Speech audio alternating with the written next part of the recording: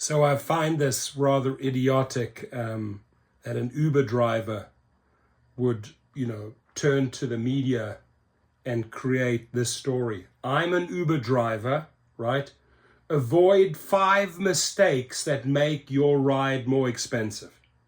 You dude, whoever you are, who's writing this article, you know what you're earning right now. You know what your take rate is. Is it good or is it bad? Probably pretty shitty, right? And then you're coming out with some tips to try and help your pay go even further down. Now, these are wonderful tips for the rider, I got to admit. But I sort of would expect this from a rider or a passenger sharing this with, oh, by the way, hey, riders, I've tried out multiple things and this is where you can save money. I don't think a driver would share this. I mean, this is like just taking the gun and just shooting yourself through your shoe, through your foot. But okay, let's read it. I mean, we got to enjoy a little bit of humor here. Uber's global ridership reached 2.6 billion trips in the final quarter of 2023, according to Statista. With more people embracing ride-sharing services, some have experienced higher ride prices.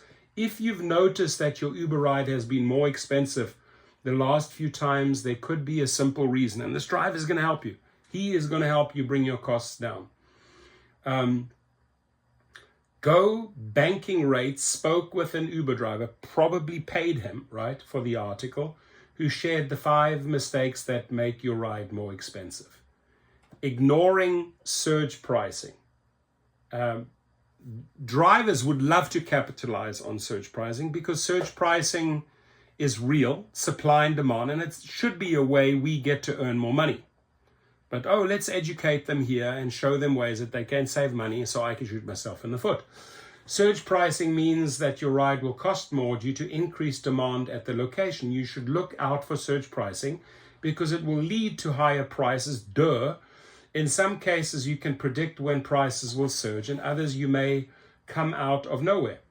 It may come out of nowhere. Either way, you don't want to ignore the warning about surge pricing. According to the official Uber website, when a lot of people in the same area are requesting rides at the same time, trip prices might be higher than normal. This change in pricing helps to attract more drivers to an area so everyone can get a ride. This story is somehow not adding up, right? Maybe a company made a press release and try to capitalize on this and just threw some random driver under the bus, because this doesn't make any sense. You have a few options. Plan in advance. If you're worried about rising prices, you can request a ride and schedule it in advance to avoid stressing about finding an available car. So, by the way, planning in advance, booking in advance costs way more. So this doesn't make sense here at all. Wait it out. You can wait to see if surging prices will go down. Sometimes surge pricing is only temporary to attract more drivers to the destination. Not checking for events happening. When an event occurs in an area, there will be an increase in people trying to get home. We know that. For example, you may be out for dinner near a concert and suddenly thousands of people are looking for rides home. If you live in a major city, there's usually something happening, so you want to double check that your family brunch doesn't coincide with a marathon. This is why you'll want to look out for events happening in the area in advance so you don't get caught by surprise. There's nothing worse than seeing your budget for transportation triple because you weren't aware of major activity. Choosing the wrong type of vehicle.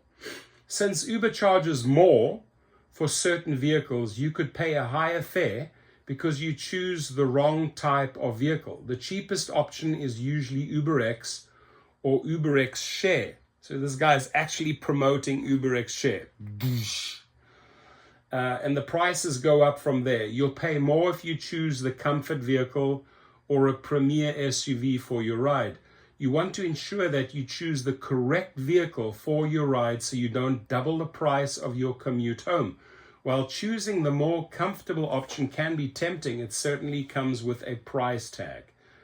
And this all comes from a driver, right?